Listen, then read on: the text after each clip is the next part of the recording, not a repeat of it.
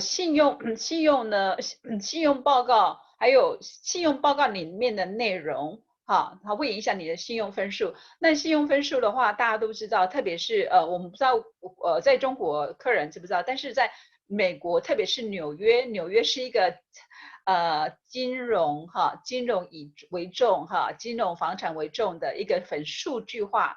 very analytical 的，就是说非常分析数据化的一个都市。那所以大家对这个信用报告分数呢，几乎到了一个就是说crazy 一个就是说就是很疯狂的程度，就会说我的信用报告是802分，你的信用分数是多少？好，那待会我们可以就是我原本是希望可以问，就是说这个大家的迷思，说信用报告是不是一定要到什么程度才可以说是你安全了？这样子也要分不同的等级。如果说我们可以让它上来的话，还有就是说特别重要，就今天的主题就是说，在这个 coronavirus 期间呢，因为很多人失业，那就是或者说他是不管是已经失业了，或是暂时的失业 furlough 的情况之下，没有收入，那政府的救济金呢，它虽然说很大的这个救济金，但是很多人还是没有收到。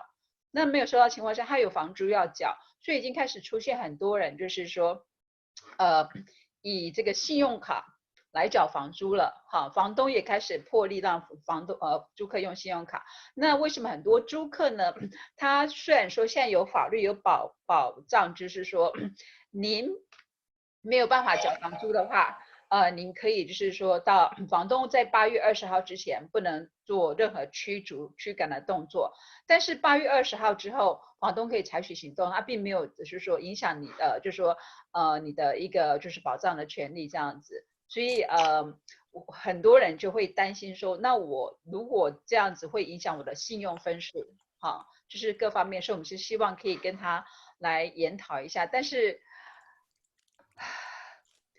是好像我弄不上来，就好像跟那个 John 一样哦，就是对，所以如果说现在如果说有朋友是任何特别问题的话，也可以就说问我们好了，在这个时候，然后我知道当11点半必须要走，对，对，其实没有关系，就是说我们可以先讨论起来，因为确实来说的话，在你的工作里面遇到这样的一个状况特别多。那我之前也采访过关于这方面的一个选题，因为确实来讲，对我们华人现在慢慢重视了自己的 credit。但是很多一些新的移民，可能他真的不觉得说信用到底对他自己有多重要，因为不仅是你以后找房子、租房子，你去买房子。都要用到信用，而且你刚才讲到约会的时候都要看对方的信用，所以信用其实是代表了某种程度上你的一个人品，对不对？你的一个人为的一个习惯，并不是说你今天赚的很多钱，你今天收入很高，你的信用分就会很高，这不是的。对，就像刚才你举的那个租客的例子，他的收入已经达到了某个要求了，但是你发现说他的信用方面有瑕疵。有不足的地方，那你看他被追债公司追债，那就说明说他这个人不是太守信用。其实信用分实际上就是这个人守不守信用，对不对？对，就是说我们一般呢就是分2个层次来看，就是说如果你是银行哈，就是你如果今天去贷款或是去这个 car loan。它是完全就直接看你信用分数哈，我们就是有点就是说，就是穷人越穷，富人越富吗？富人越富，就是说信用分数，信用分数也是一样，就是说，当你维持好信用的时候呢，你得到的就是优惠，就是待遇就越好，不管是银行的利率或是 credit card 公司，好，那但是你如果是你信用不好，是因为说你本身已经。很多人信用不好，是因为他可能没有经济能力有问题了，没有办法缴，或是超支什么，或是 ignorance 这样子，那他就变成信用卡给他公司的那个利率就是越来越高，或是银行等于说你穷了又被打了越来越穷这样子，所以这是差很多的，对，那就是说这个是在你的财务方面，那你的就是说一些不是财务数字方面的话，想的就是说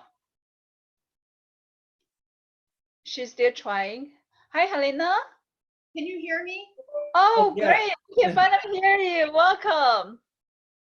I don't want to hit. When you're ready. I don't want to mess this up. I'm sorry. I'm just trying to make sure I'm logging in properly because before. I'm saying start my video. Yeah. So we can't see you, but we can hear you perfectly. Oh yeah. Yeah. Oh. Now let me move where I was going to be, and I'm so glad I'm in. I just had help. So happy that you get in. Yeah, because today the talk is all about from your expertise to tell us. Oh, you're moving outdoor. I am, and I'm. It's a nice day today. It's a gorgeous day, and I'm so sorry for the delay. I don't know why you guys couldn't hear me before, but I'm so glad it's working now. Not a problem. So where are you right now? It looks beautiful in the background. This is my home, and it is gorgeous outside. So yeah, and it's breeze. Where are you? Oh, I'm at home. So everyone's at home right now. Yeah. So want to introduce you. Here we go. So Don, this is Don Hi. Chang. Hi, Don. How are you? Hi. And so Don is our the popular host in the Chinese television real estate program, and but Don can only be here with us until 11:30. So during the process, we're going to have Don to ask the question first. Yeah. Okay. Wonderful to meet you, Don. Yeah, hello. So I think today's topic is very important, especially for some new immigrants. So for the newcomer, maybe they have no idea why the credit is so important for them. So Hareen, so the first question, so could you tell me why in America the credit is so important for everyone? I really appreciate that question because you're correct. It's huge. You know, you have to have the credit scoring system in this country was designed to measure default risk. So when you're potentially applying for anything, whether it's a new credit card or a car loan or a mortgage, a potential lender needs to be able to look at something aside from your assets, aside from your income. They want to look at something to see if you're someone who tends to pay your debts back according to the terms that you agreed to. And so that's what the credit reporting and credit scoring system is really about. And so if you don't have a credit profile that shows an account history, that shows certain credit scores that hopefully are high, and that's really the goal, to have high credit scores, then you're not going to be able to get approved for certain things. And if you do get approved, let's say you do have a credit history, but you're not getting scored, because sometimes if your credit history doesn't contain certain criteria, which we could talk about if there's time, but if it doesn't contain certain criteria, you won't even have a credit score in certain popular scoring models. And that also is a detriment. And assuming you do have a credit history and you are getting credit scored, but your scores are not hitting the scoring benchmarks that lenders require, that will determine your loan approval or not, the interest rate, how good it's going to be or how not good it's going to be, how much money you'll have to put down if it's a purchase can be affected, and even closing costs on a mortgage. So it's really, really extremely important. It will open doors or it will absolutely close doors. Yeah, but for the newcomers, so how do they to build up their credit score? Yeah, so what's the first step? Also, it's an extremely good question. It is particularly hard for someone, it's true, who has never had a credit history to start to establish a credit history. And the best way to do that really is to start with opening one credit card, then a second credit card. And truly, I think everyone really should have 3 credit cards. And there's different reasons for that. Again, if we have more time at some point, I could expand upon that. It's difficult sometimes to get approved even for that first credit card. So my suggestion always is that somebody applies for credit with a lender where you're more likely to be approved. Certain lenders are more rigid than others. And so I'll tell you, for example, and this is not an endorsement, but Capital One Bank tends to be a lender that tends to be more lenient and approve people who, haven't established credit histories yet. Store cards, certain store cards, like let's say Kohl's or American Eagle or Walmart, certain store cards you will be more likely to get approved for. And it's not a detriment to have that type of card on your credit report. It's credit just like anything else. Again, it's all about trying to show that you can establish credit, that you can manage it well. And managing it well means paying it off on time and, not creating very, very high balances. So it's all about making sure that you show that you're somebody who sticks to the agreement and doesn't get overextended. Okay, let me ask Anne. Anne,你觉得我们要把刚才那个 Harin 的回答稍微翻译一下吗？对，是，对。We're going to just do a little bit Chinese translation. Sure. Yeah, 刚才应该我跟你一起探讨一下 Harin 刚才说的，其实他就是说这个，刚才我们也讨论过，对华人来说的话，去建立自己的信用是非常非常重要。他该举例了，也就是说你在很多的生活的各个方面，最终来说的话都要用到你的信用。因为在美国来说的话，如果要最简单的例子，要买房子要贷款，人家为什么要借你这么一大笔钱？凭什么钱借你？他就要看你有没有还款的能力。那首先要查你的收入，但是你有没有这个意愿？你是不是一个守信用的人，能够准时的还？那就要通过您的信用来看你有没有这样的一个能力来还这个。所以信用呢就有这个分数的高低。等一下我们会谈这个怎么样能够达到一个比较高的一个分数。那我第二个问题呢，我就问到说，那对一个初来者，他怎么样去建立自己的一个信用？其实建立信用最简单的方法就是你去申请你的信用卡。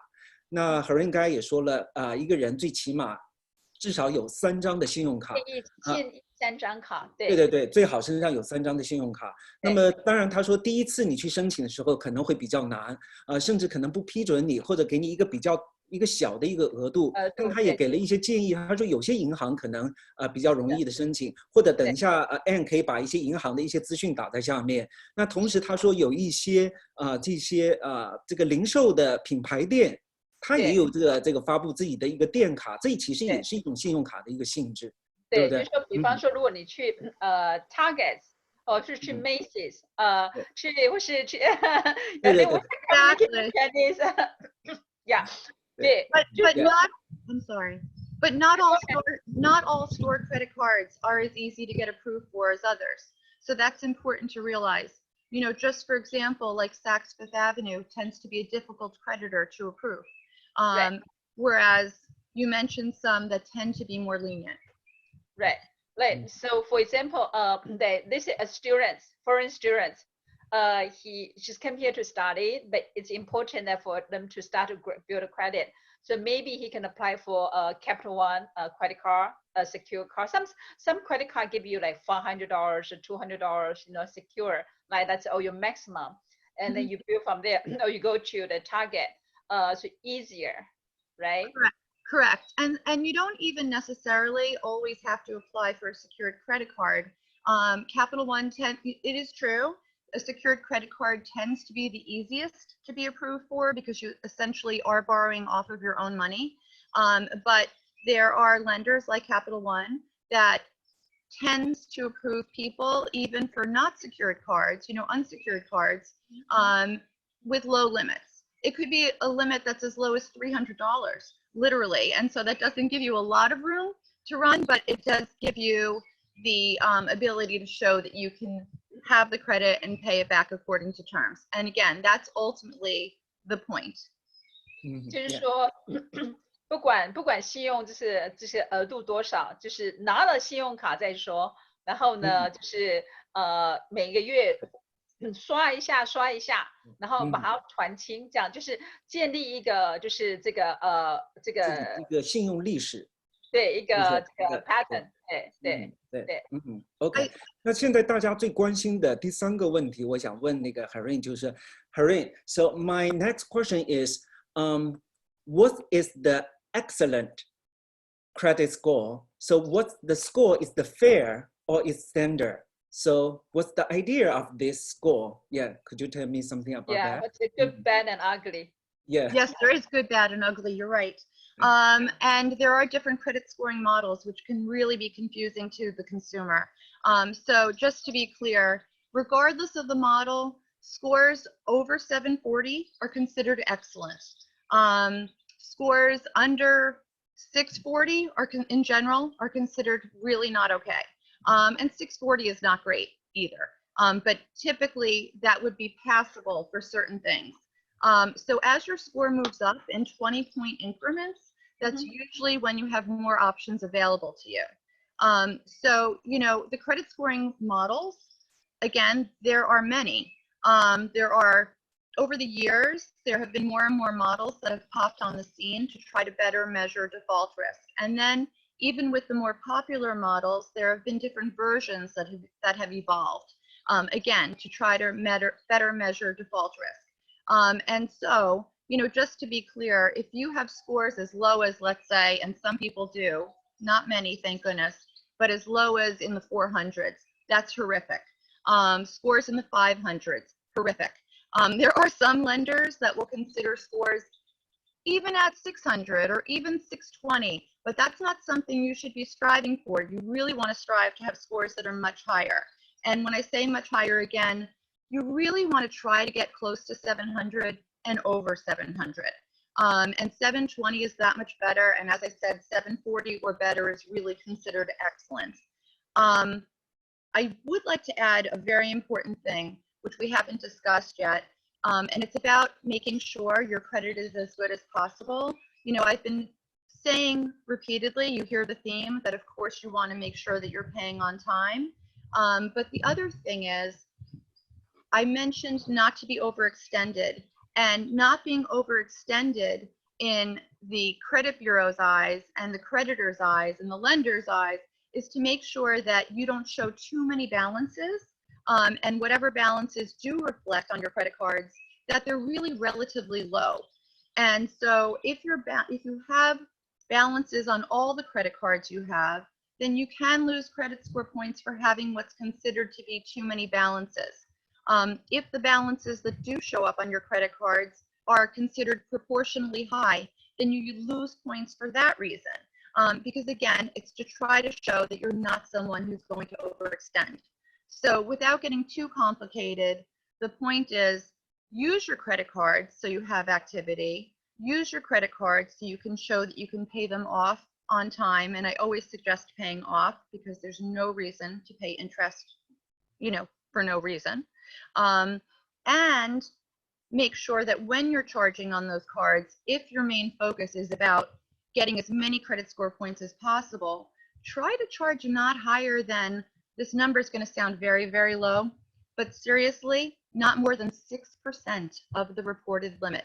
And I say that because the more 6%. I know, very little. And the reason I say that is because the more conservative scoring models and the more popular scoring models used for mortgages today in the United States have that 6% or less balance to reported limit ratio as what's considered ideal. Ideal utilization is what they call it. So there are some models that aren't as strict. Some models say 15% or less, other models are 30% or less. There are even some old models that are 50% or less. But since you don't know what model is going to be used when you apply for that mortgage, let's say with Wells Fargo or Bank of America or whoever, it's very possible you're going to run into a model where it's really 6% or less. And I'd like your viewers to make sure to get as many credit score points as possible. And that's an area they can completely control. Yeah. And 刚才 Hareen 说的一些信息量还是蛮大的哈。他从我们该问的第一个问题说信用分数，那就会谈到说怎么样使用信用卡能够保持比较高的一个分数。所以我可能总结的不是很全面等会儿你还可以和那个 Harin 继续的一个探讨。基本上我认为说，我们的华人啊，就是他刚才讲到这个700分来讲的话，应该是一个最基本的一个要求了。虽然这个低于700分以下也不算太坏，但是你如果真的要去做一些事情来说的话，我想应该700分是对我们华人应该是最低的一个要求，对不对？啊，他该讲到，如果你能拿到更高的分数800分以上的话，那今后你在贷款做任何事情来说的话，就方便了很多。对，就是严格上来讲的话，他就说，你740分以上的话，就可以认为是就说非常良好好的信用分了。对，但是740分只是一个，就是说以上认为是很好，但是很多人是在上面竞争性，对，先生跟太太在竞争，说，哎，你的多少分，我的多少分，对。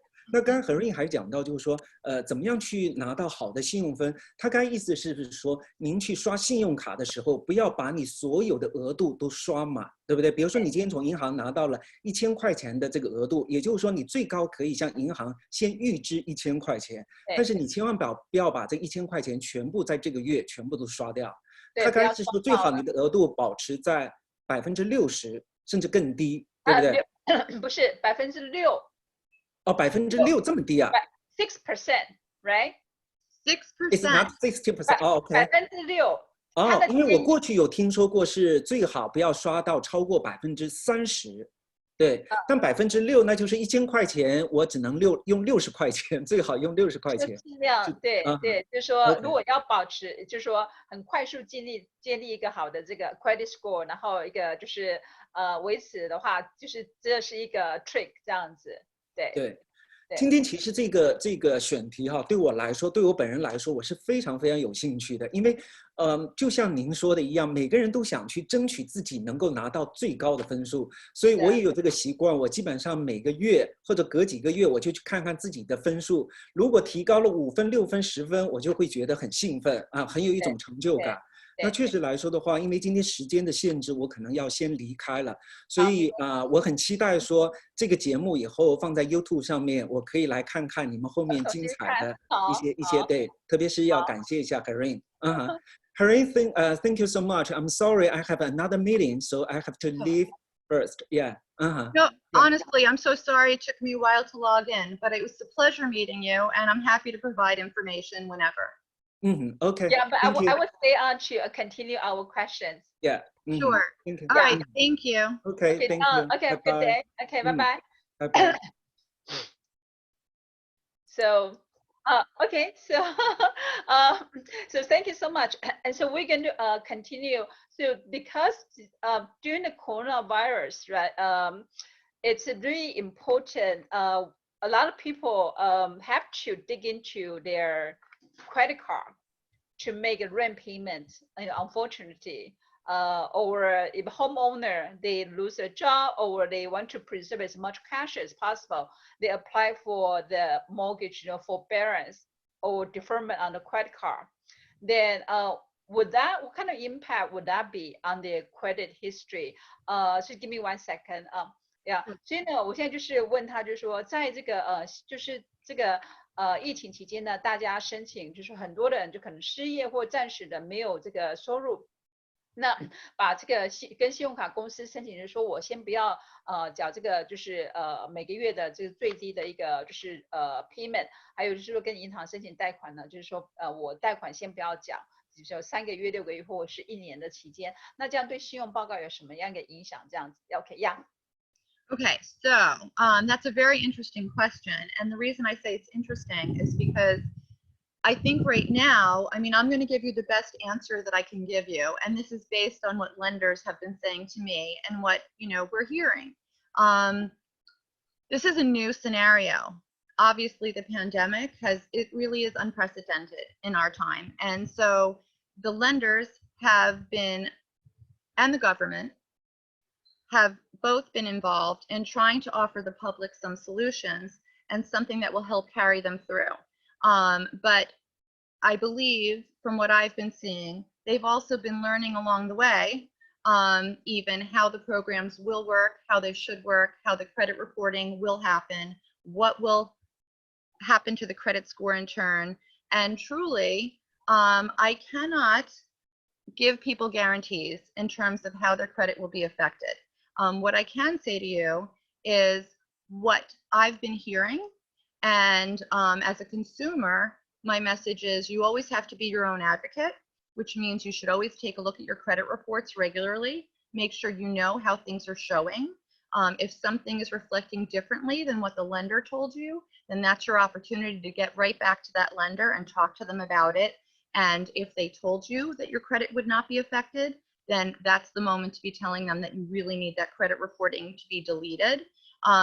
What is supposed to be happening, from what I've heard, is that consumers have the right, of course, to ask their lender, and I really feel like this is a lender-specific thing. And if we're talking about mortgages specifically, like you mentioned, it's lender-specific, and then it's servicer-specific as well, because the lender that you have your mortgage with isn't always the entity that services the loan. And for example, when I was talking, I'm going to use Bank of America as an example, and again, these are just examples. But when I spoke with Bank of America originally, and it was about whether I wanted to learn for my consumer base, whether or not they would offer something to the consumers, what the options were, and what that would mean for their credit. And they spoke with me about a deferment plan. And the deferment plan was supposed to be where a consumer could defer 3 to 6 months of mortgage payments and add them to the back of the mortgage loan. It was not supposed to be reported on the credit report from what they told me. It was not, in terms of the actual deferment, the payments that would have been due on, let's say, the first of each month, if they weren't received because of the deferment, it's not supposed to be reported to the credit bureaus in any negative way. Their credit scores are not supposed to be affected. Okay. Later, I then was told, though, actually, it really is up to your servicer in terms of what they're willing to offer you. So even though Bank of America was saying, yes, as a consumer, you can have this, later, when I spoke with the bank to follow up, they said it depends on the servicer. And the servicer can then decide whether or not they'll approve you. So if you're a consumer and you feel like you need this help, you have to make sure you speak with the bank in the first place. Don't just automatically stop making your mortgage payments and think that you'll be covered. They have to agree. Then when you talk to the bank, like I said, I learned later that actually the servicer wasn't offering the deferment. This particular servicer for this particular loan would offer what's called a forbearance, which in that case meant the payments weren't going to the back end of the mortgage loan, which could have been 30 years later, right, or 20 years later, depending upon your mortgage loan. Instead, the payments would all be due after the 3-month window of you skipping those payments. And then if you couldn't make those payments after the 3 months, then you could discuss payment plans, different options with that servicer. And they were completely unclear and did not know how those additional potential plans would affect your credit. So from what I have been told by multiple lenders is if the lender is agreeing to defer or forbear the payments for X number of months, during that window, your credit score should not be affected, although on the credit report, it could show that you've had, let's say, a forbearance. How it would show that you have a forbearance. That's what I'm hearing. Now, will that really happen? I don't think anyone's really clear. But assuming it shows that, supposedly that will not affect your credit score. But I will keep in mind, I do want people to keep in mind that when you're applying for a mortgage, a lender typically looks at 2 main things from your credit report. They're looking at your credit score, but they're also looking at the content. And then there's an underwriting department that reviews the content to determine whether or not they think those things that they're seeing are okay. So as long as your score is high enough, and as long as the lender doesn't have an objection with what they're seeing in the content, everyone should be fine.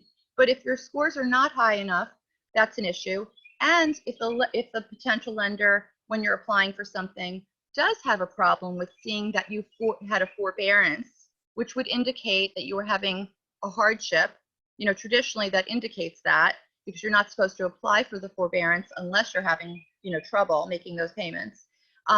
So how will a specific lender look at that in the future? That's unclear. So my message really is, if someone can make the monthly payments, again, to be conservative, I would, to avoid having any potential, negative view. If you can't, you can't. And in which case, that's why these programs were set up. They're set up for people who really financially can't do it. And hopefully you will not have a negative impact on the credit. But be aware, very in tune to what your potential, what your lender is telling you when you ask to defer or forbear. And you as a consumer should be asking that it not be reported to the credit bureaus at all. And hopefully get that in writing.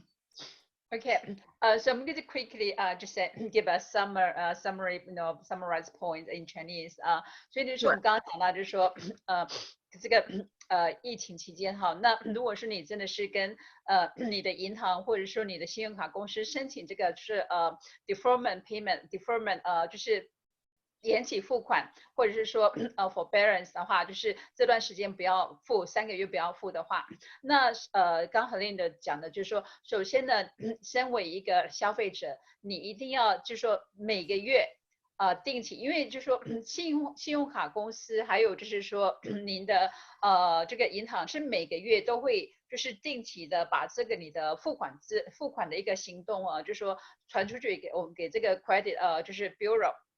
那所以是你自己本身一个就是说消费者，你的责任，你应该是去每个月去查你的信用报告，看看说银行还有信用卡公司是不是真的依照他们跟你承诺的，就是他不会把你的这个就是说没有缴的行动呢报到这个就是credit bureau 去，这样去影响你的信用报告。那如果说你看到是不符合银行跟你讲的话，那你要马上采取行动跟银行反映，那他们抽回来，因为呢这个留在上面的话。就是说我待会问他这个问题，就是说会留多久，但是留在上面的话就会影响这样子，所以他基本上建议就是说，如果你今天有能力的话，虽然说这个 program 现在政府跟这个银行信用卡公司建立这个 program 帮助很多需要就是没有能力的人如果说你有能力可以继续去缴你的信用卡就是即使是 minimum payment 或是你的就是银行这个贷款的话，你应该继续缴，因为呢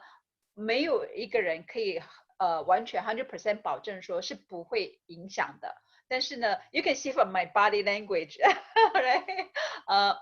对，所以就是说就是首先要每个月去检查，然后呢就是说如果有能力的话，他建议你还是继续你的就是一般的就是付款的行动，如果真的不行的话，那你就是说你要确实的去追踪就是每个月追踪你的信用报告就是说去查是不是有什么影响这样子。对 So I just explain in Chinese.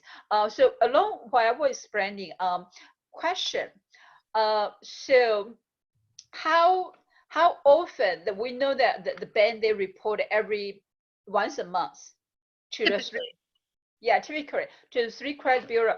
Are there, so usually the question we often have our client is that which credit report should they go to, because you have to pay a lot of time, you have to pay, but right now there are credit karma, credit wise the kind of the service you don't need to pay for the service, but which one that we have 3 credit bureau what are the main difference among these credit bureaus? And which one they should really focus more? Good question. And here's the situation. You are correct. There's 3 main credit bureaus: Experian, Equifax, and Experian, Equifax, and TransUnion. I meant to say they're the 3 main consumer credit bureaus. They are separate from each other. And so when you say which one should you focus on, I mean, truly you should focus on all 3. And the reason is that creditors choose who they're going to report to, if they're going to report at all. So the major creditors that you and I would think of in this country, like Bank of America, Wells Fargo, Capital One, Chase, etc., they tend to choose to report to all 3 credit bureaus. Once in a while, however, you might have a collector, a third-party collector that picks just 1 credit bureau. Or you may have a smaller regional bank or a credit union that picks just one credit bureau or two credit bureaus. So my point is, if you're only pulling one credit bureau report, and I will say Experian is the oldest credit bureau, they do tend to have most of everything reported to them. So if you feel like you have to pick only one, but I don't think that's wise, because it's absolute that you could have something reported to one of the other two credit bureaus or both of them that wasn't on the one bureau you looked at. And that's important. The other thing is that creditors, even the ones that do choose to report to all three credit bureaus, like Chase, they don't necessarily get updated at the same time with all three credit bureaus. You know, usually a creditor will send out an electronic transmission to the bureaus at the same time with their update, but then you have the three separate bureaus that are separate entities that don't always update at the same time or even properly. And so again, it really is your job as a consumer to be your own advocate and to make sure things are reporting properly and reporting where they should. So in terms of credit reports costing you money, I do want to touch on that, and which services make sense to look at so that you really are seeing everything. I'm going to quickly touch on Credit Karma, not in a great way. And again, I'm not putting down Not their a great way. Oh, okay. Well, I'm not putting down their service completely, because I think every monitoring service has a purpose, and that is to inform the consumer and let them see their data and give them an idea of whether their credit scores are going up or going down. My concern, it's really a concern about Credit Karma, and it's just that they only show 2 out of 3 bureaus. So right off the bat, based on what I just shared with you, you're really not seeing everything. There is a site that was set up years ago called annualcreditreport.com. Typically, consumers, you know, the reason it was set up was so that consumers could see their credit reports from each one of the 3 credit bureaus through this site, but directly from each bureau. So that's really where the buck stops. It's not a third party compiling the data. So there's no, you know, error transmission in the data. You really are getting your report directly from Experian, a separate report directly from Equifax, and a third separate report directly from TransUnion. So you really are seeing everything, and those reports are very detailed. Everything that's been reported to the 3 bureaus is what I mean. Annual credit report now, at this time, because of this credit crisis, really, because of the pandemic, they are offering, instead of people only getting their reports once a year for free, they are now allowing consumers to get their reports once a week for free. Oh, once a week. Once a week. So even though the name is annualcreditreport.com, because that's what it used to be, once a year for free, now it is once a week. And how long will that continue? That's unclear. But at least during this pandemic period, until they say otherwise, it is once a week. And so you can, as a consumer, see your reports from these 3 bureaus without paying for them in that manner, in a very detailed format. Again, there's something new. It's yeah. really helpful. Yeah, totally. You know, there's always something new. And that's why, honestly, my clients have become my clients. And I'm not saying that to encourage people to come to me at all. In fact, most people who do come to me are referred by lenders, you know, or someone's attorney or someone's accountant or someone who's used me before, but it's all referral. And so people who don't feel like they have the need, there's no need to reach out to me, honestly. But I love educating people, and education is very important in this area because the scoring models do change from time to time. Information like what I just shared with you certainly, obviously has changed. And when I say the scoring models have changed, you know, part of making sure, as we were talking to Dawn about, that your credit scores are as high as possible, that you even have credit scores, is making sure that you know what the updated information is in terms of criteria for scoring, what scoring factors exist, which ones are the most important, and what can you really control, so that you have the benefit of getting as many points as possible. Because also, to be clear, your payment history, which is what everyone focuses on largely when they do first start talking to me, which is understandable. Someone may have missed a payment. There may be a collection account that stems from, you know, a co-payment for medical, something really little but affects your credit greatly. It could even be a parking ticket that blew off your car that you never knew about and it went to collection. The point is that your payment history is only about a third of scoring in most models. So it's the largest single piece, and hence why it's so important. Plus the content is important. Like I said, content is reviewed, but it's not the whole everything. So it is important to know what those other factors are and know if they've changed.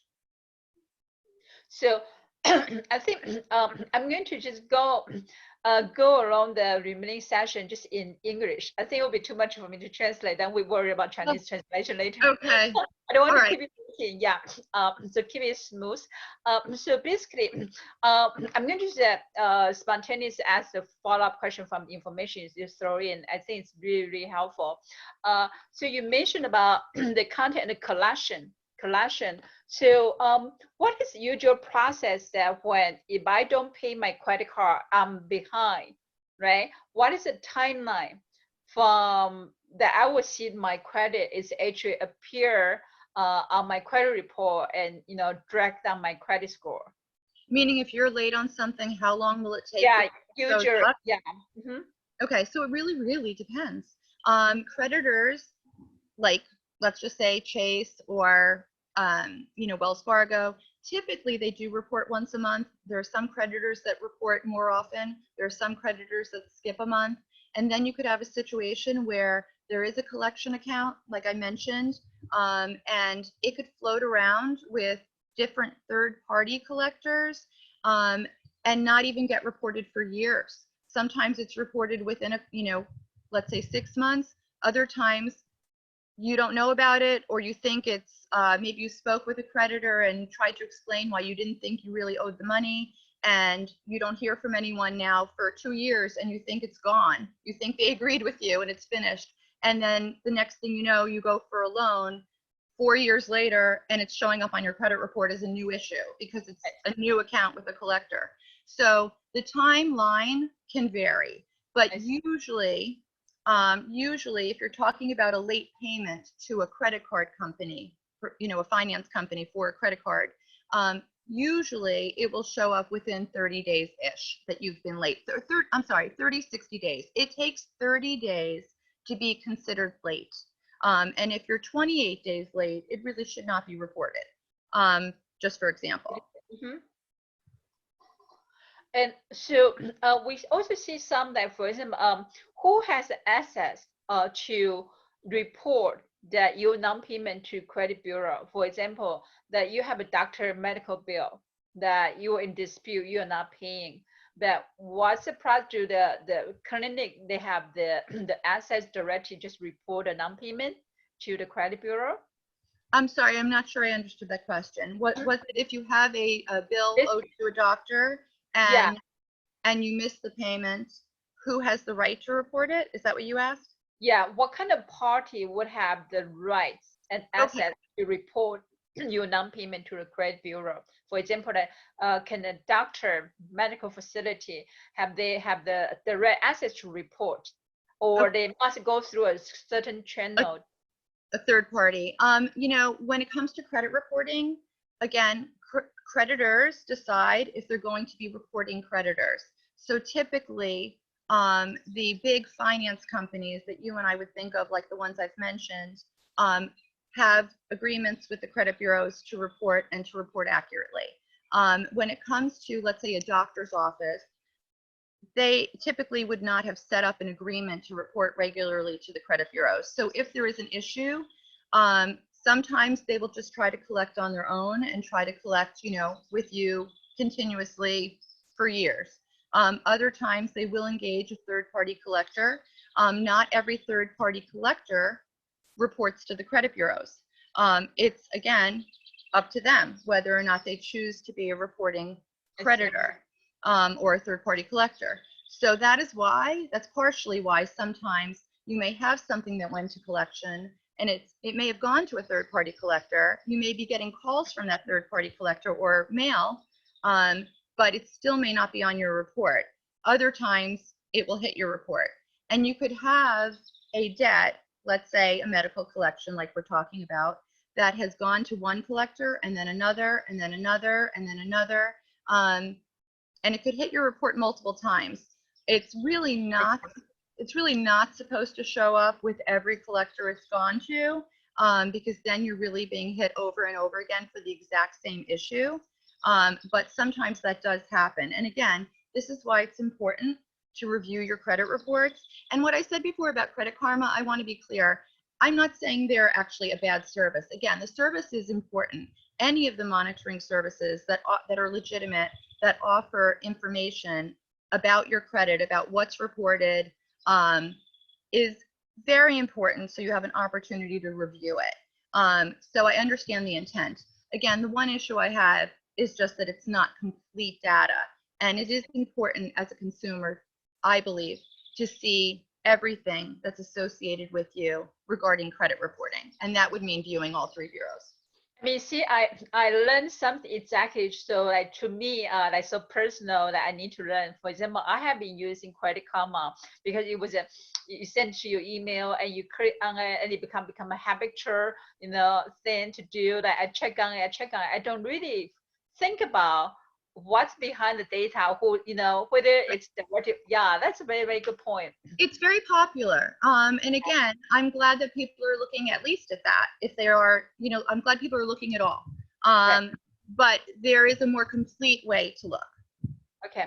So the other question is, so you mentioned about ideally to keep the 6%, balance, that 6% below the credit, right? But it's actually quite difficult, challenging for a lot of people, especially under this time. Like we're not talking about people who are providing, those working class. We're also talking about people, like middle class people, they're furloughed, they don't have income.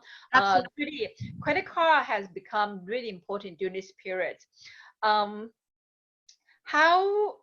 I say my thought, I didn't sleep well. So how can people manage what's your advice for people to manage on the credit card debt this period that they say, how can they negotiate or talk to the credit card company to give them, cut them some slack, give them some break?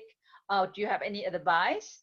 Well, again, I mean, I appreciate the question, but whatever you're trying to negotiate with a creditor or a lender, you want to be really clear, if possible, to understand what their answer is to you and how that's going to impact your credit.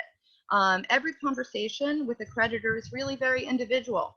And so, I mean, my advice is, clearly, if you can make at least the minimum payments, you should make at least the minimum payments, so you're really sure not to affect your credit adversely. That's the one way to be 100% sure you're not affecting your credit adversely in terms of payment history. If there's a way to ask a creditor to lower your interest rate so those payments are more manageable on a monthly basis, obviously that would be a great thing. But you want to make sure that if they're agreeing, that they're agreeing to lower the interest rate while keeping your credit card still open, because it's important to, this answer has some variables attached to it because it really depends on someone's individual credit, but it is important to keep a certain number of credit cards open.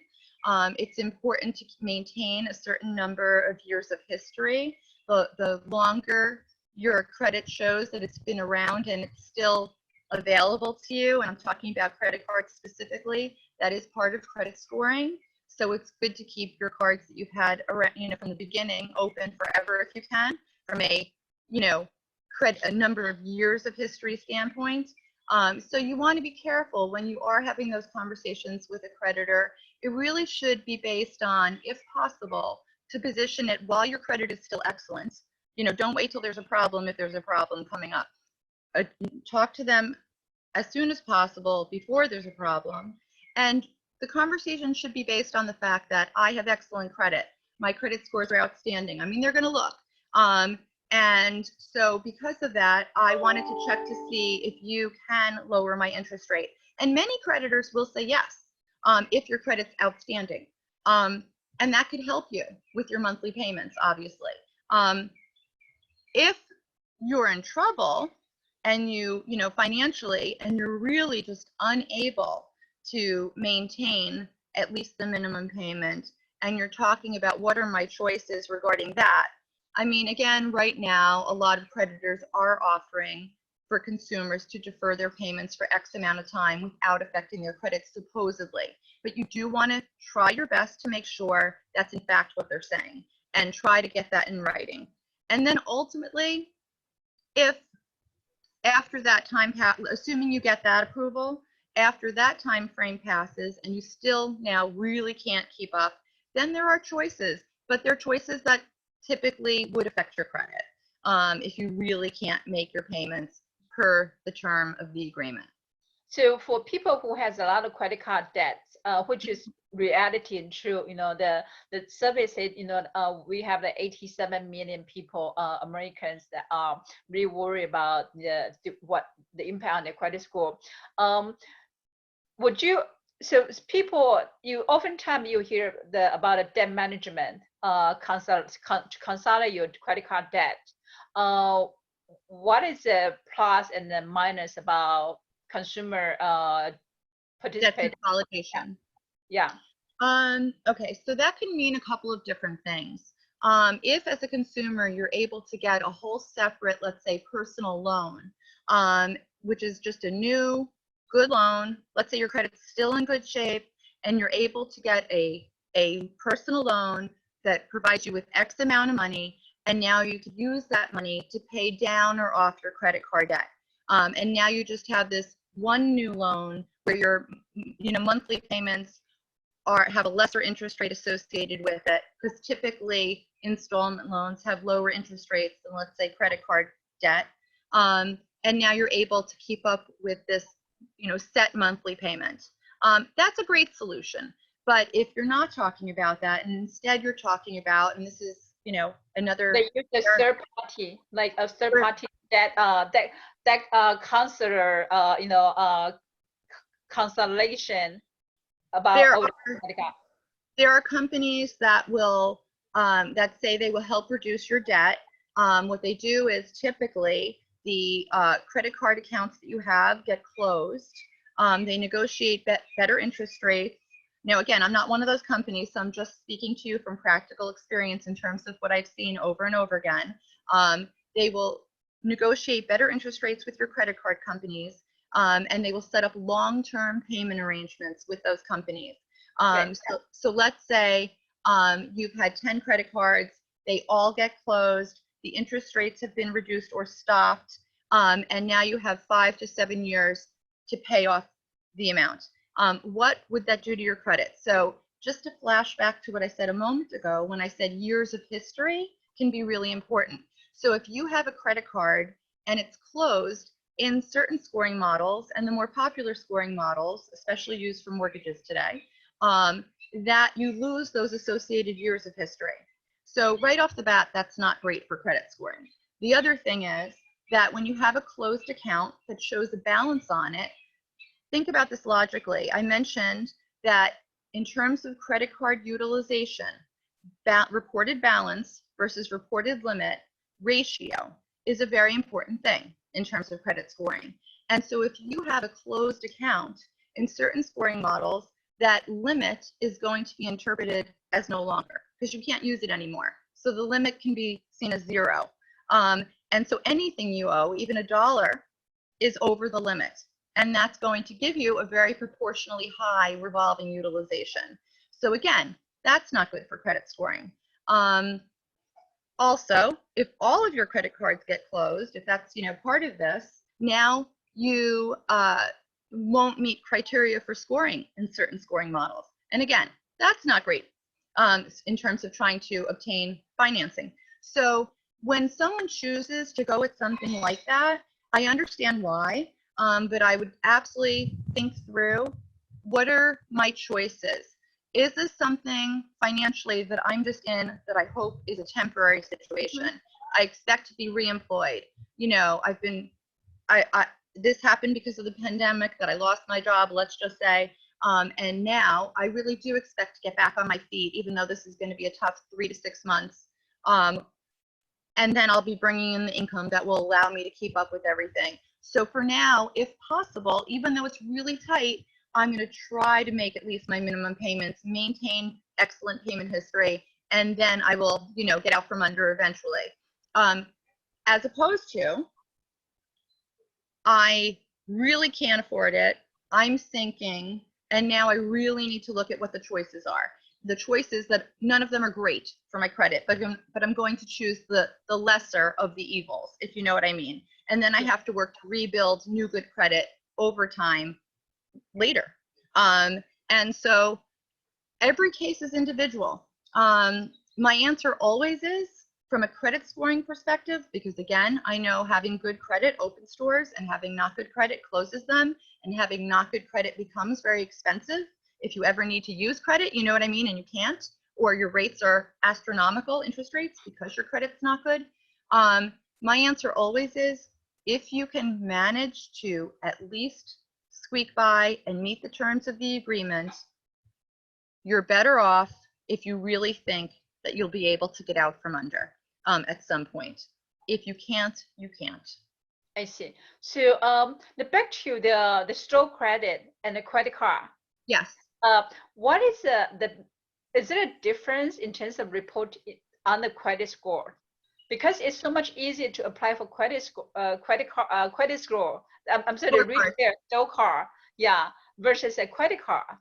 So if you were talking about the credit limits, would that be easier to just let me own that Macy's, that Amazon, Macy's, Kohl's? Yeah, absolutely. Again, your credit reports are viewed from two perspectives when you're applying for something like a mortgage. And I keep referring to a mortgage because that's one of the most important purchases in someone's life, Yeah. And so they're looking at the content and they're looking at your scores. But you can absolutely generate excellent credit scores by having store cards, as long as you're managing them well and in an ideal way for credit scoring. So having certain cards for a lot of years, having cards where the balance versus reported limit ratio is not high, having cards where you don't have too many balances, even if they're store cards, that's all still excellent for your credit. Would a lender, from a content perspective, look at, well, this person only has 3 credit cards, the limits are only $500 each, as opposed to this person has, for example, a Chase Visa card, and the limit is $24,000, just for example. They, from an underwriting perspective, they absolutely can look at that. And also, the limits that you have available to you, if they're higher, it does show creditors have more faith in you, and that's considered a good thing. So, when you ask me, does this affect your score? There are different ways it can affect your score and content, but it's not per se because they're store cards. It's often coming down to the limits and how you can manage them, and then the underwriters.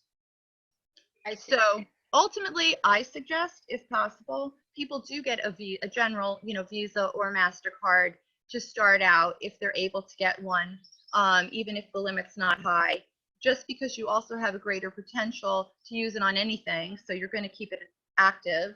It doesn't limit you to have to shop at one particular place.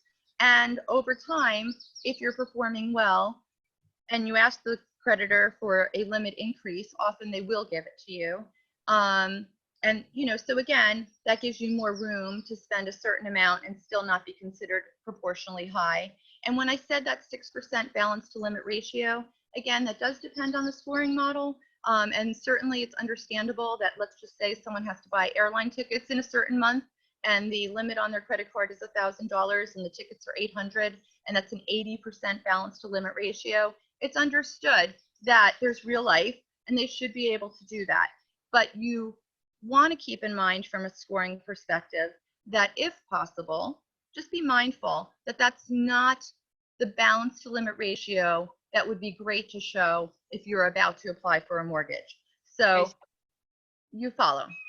Yes. So so this is very important. this is if a buyer that before he tried to apply for mortgage, right? And then today the credit isn't perfect. That you mentioned about under 640 is not bad. It's horrific. Well, I mean, it's bad credit score, right? A lot of lenders, they would not lend if you have under 620 credit score. So what can a buyer do if clearly he has bad credit, poor credit? And so when you say bad credit, and when you say it's true, you repeated what I said about 640 and under being horrific. You know, maybe that's extreme, and ultimately it's up to the lender to determine where they, you know, what type of loan you're going for. It depends on what type of loan. It depends on who you're applying with. Some lenders will use more rationale than others. But if you're talking score driven specifically, which is most loans, absolutely the message is the higher score, the better. So if you apply for a loan and it turns out that your scores on the credit report pulled by that lender, typically they go with the middle score. So you'll have the 3 bureaus, each one will score you. The lender typically picks the middle score to determine where you are. So let's say that lender says you're at 638 and we need you to be at, and I'm just saying for example, because it does depend on the lender and the type of loan. But let's say they say, we need you to be at 660, or we need you to be at 680, or we may even need you to be at 700, or we can approve you because you're over 620 and that was our benchmark. But if you get this much higher, you'll get a better rate. You'll have to put down less money for that purchase, etc. Just for example. Okay, what can a consumer do? Well, that's why you want to look at your credit reports in detail to see what actually has been pushing my scores down and what can be better. And that's the question, because there's a reality of what you can change on a credit report and what you can't. But I do have many people who have been referred to me who have never been late on anything, and yet their scores could be 638. And the question then is why? And I'm looking at those other credit scoring factors that I started to allude to a little bit, like, you know, your utilization, credit card utilization. That is almost as important in terms of credit scoring as your payment history, in terms of the weight. And so I'm absolutely checking that out. So when that report was pulled, how does it show? How many balances show up versus how many cards do you have? What were those balances versus the reported limit ratios? If you have the money to pay things off or pay things down, is that something that would benefit you? And by how much? You know, it depends. I'm looking to see, do they have enough credit reported? When are they applying for that loan? You know, they just applied, they didn't get what they wanted. How much time do they have to address certain things to build up their profile? If there is a late reported, is it an error? If it's not an error, was there some type of really strong reason that possibly the creditor would consider to remove that late reporting? And sometimes they will. It depends on what it is. You know, technically, absolutely, they're supposed to report things accurately. And that does mean if something really happens, sorry, there's a bug. If something really happened, legitimately, that late should be reported.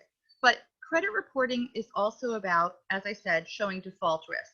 So if the creditor can see why this is not representing you properly as a borrower because of something very specific, and if they agree to remove it and they feel legally they have that ability, then that's something, of course, that would make sense to address and speak with the creditor about. And you always want to follow up, by the way, with each one of the credit bureaus if a creditor has agreed to do something, so you can make sure it's really updated properly. Because a creditor may have all good intent and say they absolutely agree with you, this is something we can remove, but then it only updates properly in terms of the deletion with 2 bureaus instead of the 3rd, or 1 bureau instead of all 3. And so again, you want to check that out as a consumer and make sure. And if something's not right, you follow up with whoever you need to follow up with, the creditor, the bureau, etc. So basically, if a person has a bad credit, history, a lot of collection, I guess it's case by case on what happened to this brand. So we send the buyer to you for, to repair, to rebuild and repair the credit score history. It's your expertise. And so usually you would, is there a certain timeline that before the buyer should anticipate to apply for mortgage again, or That's also a great question. And you're talking about collection accounts just now specifically, and that is a little bit different than, let's say, a late payment, although your credit can be affected just as partially from a scoring perspective, even for one 30-day late over $30, just for example, as a collection account that is for $10,000. So just to be clear, it does depend on, to a degree, what the issue is, but mostly how recent it is. The more recent something is, the heavier the impact to your credit score. I see. Because again, it's about measuring default risk. So if you've done something that's not great recently, that will hit you harder from a scoring perspective than something that was, let's say, 5 years ago. But in terms of time frame, how long does it take for me to work on someone's credit to make sure it's as good as possible, and for them to then apply for what they want and hopefully get it at the rate that they want? It, again, does depend on their credit profile. But on my end, most files take about 30 to 60 days for them to be completed from beginning to end, meaning I've addressed whatever it is that I should be addressing. We've made sure it's updated properly or deleted if that's what was expected. And then now you're as good as you can be from a credit reporting perspective, given your history. Then the question is, for that person, do certain things need to age more from that point for you to really gain the points that you need for that loan, or for that rate for that loan? And that really is a very individual thing. So that's why when somebody does come to me with specifics, I have to look at their full credit report. I don't pull it because legally I can't. I'm not a lender. I'm not the consumer. So people do come to me with credit reports that they already have. And as I said, they can get them from annualcreditreport.com or other sources. But again, that's just a legitimate site, and the reports are very detailed and they're free. Once I review them, I will tell someone if I think they're a candidate for improvement or not. Not everyone should be my client. It really depends. And I'm very honest with people. And then not everything can be fixed. Not everything can be fixed. There's no big giant eraser. You can't, if somebody's really, just not paid anything and their credit's a disaster and they don't have any money to resolve the issues, then unfortunately I can't help them. If somebody has issues, let's say their collection accounts, they have the money to resolve issues, I'm going to educate them as to what the options are. They will then, because it's their credit, pick the best choice that they want, but with the education I've provided, so at least they're making educated decisions. And then typically I would be dealing with the creditors on their behalf, obviously with them giving me the legal right to do that, to resolve the issues, make sure they update properly, delete things if it's possible, if they should be deleted. And that would be also true, as I said, if there are late payments that are reported in error, if there are specific reasons why a creditor might think they could be deleted, even if it happened. I'm also educating, as I said, in terms of the other credit scoring factors, because sometimes that's all someone needs to improve their scores. Sometimes it's all they need, sometimes it's all they qualify for. And then there are the files that I look at and I say, okay, so within 2 months, I really do expect you to be here. And that's great. 100-point gain, let's just say.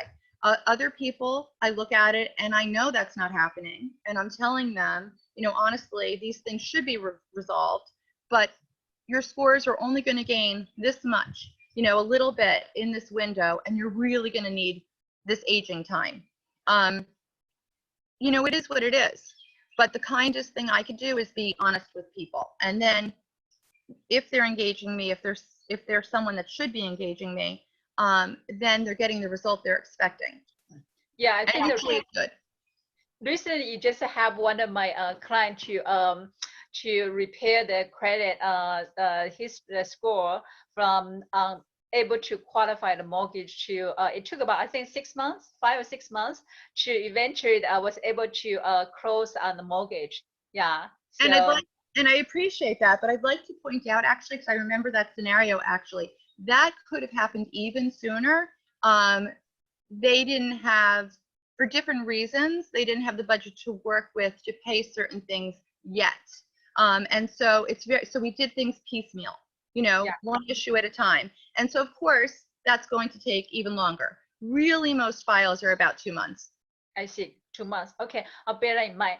And so question, many people ask, if I go to one lender, they check my credit report, and I go to the other lender, when I shop around among the lenders, right, they pull my credit. Or I'm a tenant, I'm going to rent an apartment, I go to this brokerage, they pull my credit, and go to the other building, they pull my credit. They are the similar category, you know, from mortgage lender or from the tenants, the credit screening agent. Would that affect the credit score like multiple times if I've been pulled multiple times, or it would just consider as one similar? What's different? One hit to the score. Yeah, a lot of people had really concerned about it, especially in New York, in Manhattan. Yeah, for sure. The way it works is, and again, the scoring system isn't perfect, so this is why you really do want to look at your credit reports and see how things are showing up. But the point is, you should be able to pull your credit within a category multiple times within a short window and have it only impact your score one time as what's called a hard hit. There are soft inquiries, there are hard inquiries. Soft inquiries should not affect your score. So like you as a consumer have the right to access your credit reports from those monitoring services, like you mentioned, Credit Karma or Experian or TransUnion, Equifax, they all offer services. There's myfico.com. There's, you know, again, getting the reports from annualcreditreport.com. As a consumer, you should have the right to check your credit anytime you want, you know, with a consumer report in that way without affecting your scores at all. so those are considered sub inquiries. Those are soft. A lender can also look at your credit anytime they want, just to make sure that they think you're on track.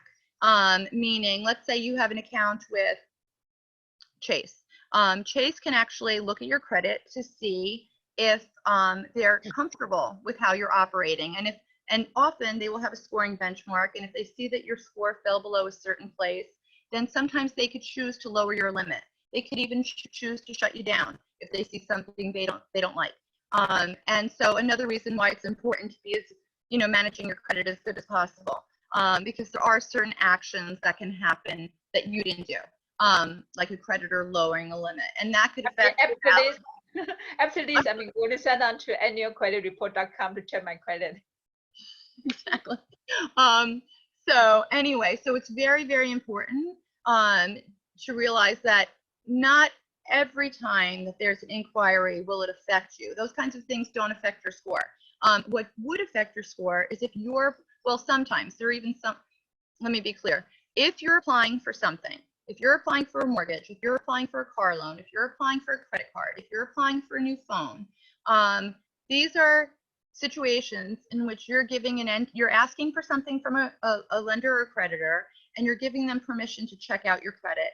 And that typically would create a hard inquiry. But if it's within the same category, let's say you're going for a mortgage and you applied to 3 lenders on the same day or 3 lenders within the same week, that should not affect your credit score more than once. And how much will it affect your score? Usually it's not that much. Usually it's a fraction of a point. It could be, let's say, 2 points. Although, you know, if you needed a 640 score and you had a 638 because you ended up, let's say your credit, you know, had certain issues, so your credit wasn't perfect, and you were in the store at some holiday time and you were offered a Banana Republic credit card for, you know, with a promotion, and you decided, oh, what the heck, I'll go for it right now. That was the wrong time to go for it. You know what I mean? Because that one inquiry could have pushed you under the benchmark you needed for the loan. So again, you do want to be mindful about what you're doing. If you know you want that mortgage and that's what you need to do or want to do, or you know you need that car loan and that's what you need or want to do, and you have enough credit cards, this is not the moment to just casually decide to apply for another credit card. Because again, it's a different category and that will affect you, separate category. So in terms of sub-inquiries, oftentimes I see there are the companies, I'm not aware, should they acquire a consumer's consent to check into my credit? Or they just automatically have the right? Again, creditors, it depends what is on there. Creditors have the right to protect themselves. So if it's not hurting, that's why it's a soft inquiry. It's not hurting your credit from a scoring standpoint. They may be checking because they may want to offer you something. They may be checking because they want to make sure that there's not a problem. So absolutely, when you're applying, you have to give your permission for them to check your credit. That's what should happen. You know, I'm not an attorney, so I will honestly, and I'm speaking to you from practical experience and from a credit scoring standpoint, and I've been doing this for more than 20 years.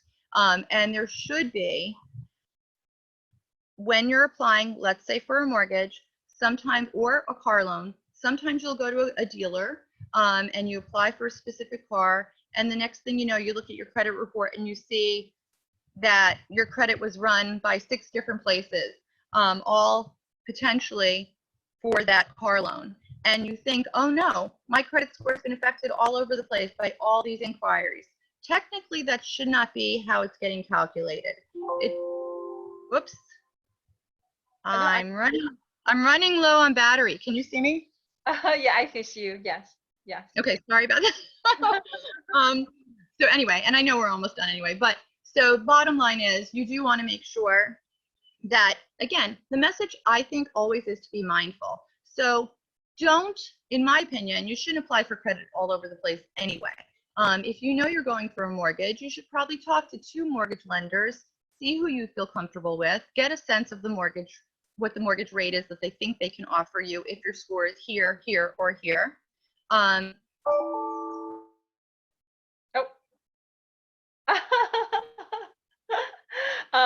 OK， so 不好意思就是说，如果在这边女孩子在跟我们这边的话，我想这个时间也挺长的，12点半。那我们基本上就是说大概总结一下哈，这中间我们用英文总结一下，就是说在美国哈，我特别是讲说在纽约哈，就是我们是个非常信用分数、信用历史一个非常重要的一个地方，所以你每个月一定要真的是每个月要去检查一下你的信用报告。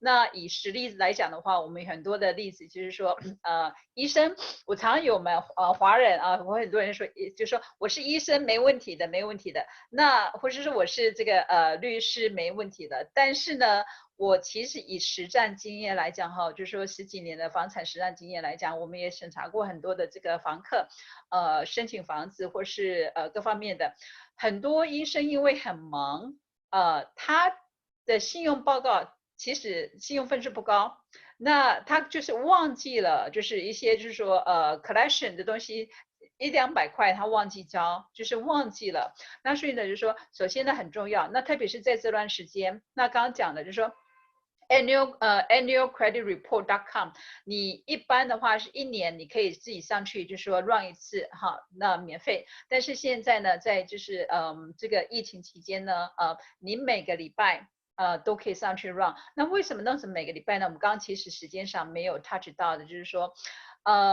很多的这个就是 identity theft， 就是说这个 Tony 的身份的人，所以是很重要。我如果讲到一个东西，你可能会跟你提一个例子，是实际的例子，就是说我一个朋友，他跟他女朋友要去结婚，去法院公证，法院说你是结婚的人，你不可以，你还没有离婚，他觉得他吓到了。我从来没有结过婚，那才发现呢，原来他的那个身份呢 ，identity 已经被偷了，然后被偷了呢，去跟另外一个女生结婚，他是完全不知道的。那所以这个段时间呢，搞了很久，就是说，所以就是说，再次强调，那所以就是说，现在与其呢每个月查一次，你每个礼拜可以查一次。那这个 annual credit report 呢，它没有这个信用分数。如果你需要信用分数的话，那你就是要买，那或者是说像刚刚这个 Helen 提到，就是说，我们讲这个 Credit Karma，我自己本身也常用 Credit Karma 或是这个 Credit Wise 或是这些都是免费的服务，然后里面有这个信用报告，那你也可以查，但是他的意思是说，因为这是第三方的这个它不是直接来的，所以呢可能不是那么仔细，那也不是3家，他建议你3家都要看，然后所以这是第一点。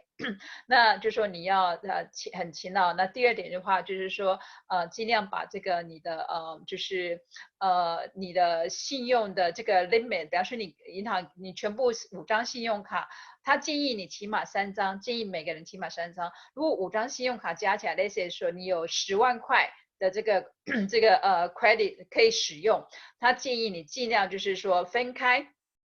不要一张把它，比方说你10万块，那他建议说是最完美的情况之下是6%，好，那这 credit 6% 其实是很低呢，很多人是很高。那就是说你如果说10万块我今天全部要用到就是3万块好了，那尽量是把它分开到不同的 credit card 这样子，减低你每一个 credit card 的一个就是utilization 的一个 percentage 这样子。那我们还 touch 到一个就是说。如果你这个建议历史哈，就是建议你的那个信用，就是之前那个档有讲过的，你可以从这个比较容易批准你的这个就是信用卡公司，还有一些 store 来开始建立。那档已经提了，我就不重新再讲了。那我想大概就是这样子。还有就是说，很多人他的信用卡使用的这个too much debt，所以呢变得没有能力付的情况之下，那有一种就是外面有一种就是帮你。他会就开始 approach 你，帮你就是说我帮你把所有信用卡公司，我跟你代表去跟他们这个谈判，把你的这个这个信用的这个把你的 balance 降低，把你的这个interest rate 降低，这好不好呢？听起来是很不好，因为呢，它会造成你就是说，你如果说这5张信用卡。他把你全部绑在一起，他去跟5张信用卡公司谈，那你的这些信用卡就会被关掉。那就变成说你没有信用了。可是你的这些就是说 balance 还是存在，那你就超过这个，所以在你的信用报告呢是很双重的打击。所以呢，基本上呢，还是不建议这样子，因为它的影响是很长期的。所以它大概没有。那如果就是我讲话有点快，要讲中文，所以我们就先这样子。那我会把今天录的呢，就是一样，就是 post 在这个 YouTube 上面给大家看。那如果说您有客人，或是你自己本身需要信用上的一个，就是说，如果是你要贷款，发现你的就是信用这个历史不是很好，比方说我们刚刚提到640分以下不好，740分以上就算很好，那就是尽量在710分、720分以上，这是一个建议。那如果说你需要就是 repair 的话，你也可以跟就是刚刚这位专家Helen， 他是在我们就是媒体方面呢，非常就是常常被就是咨询的一个专家这样子。好，那就这样子。那祝大家在疫情期间呢，就是平安，还有就是尽量就是 embrace 跟家人的时间。好，拜拜，下次见。